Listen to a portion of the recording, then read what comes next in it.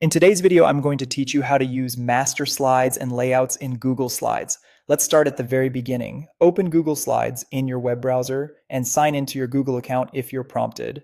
From the homepage, create a new blank presentation or pick a template if you already have a style in mind. Either way, you can still control the overall look using the master slides, so choose whatever helps you get moving. With your presentation open, look at the top menu bar and click Slide. From the drop-down, select Edit Theme. In some versions, this may appear as Theme Builder, but it takes you to the same place. This opens the master slide view, which is your control center for setting consistent design rules across your entire deck. On the left, you'll see a list. The very top thumbnail is the primary master slide.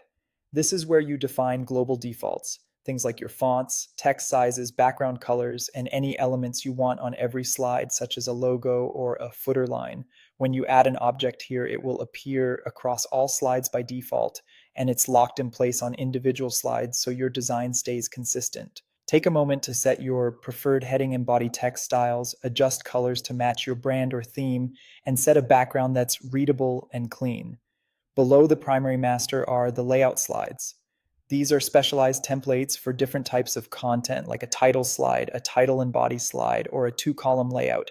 Click into a layout and tailor it for its purpose. You can reposition placeholders so titles are always in the same spot, fine-tune font sizes for headings versus body text, or hide elements from the master if a particular layout needs a cleaner look. Changes you make here only apply when that specific layout is used, which keeps things flexible while still consistent. When you're happy with your settings, close the master slide view by clicking the X in the top right corner. You'll return to your normal editing view. From now on, any new slides you add will automatically follow your custom master and the layouts you refined, so your presentation stays polished without extra effort.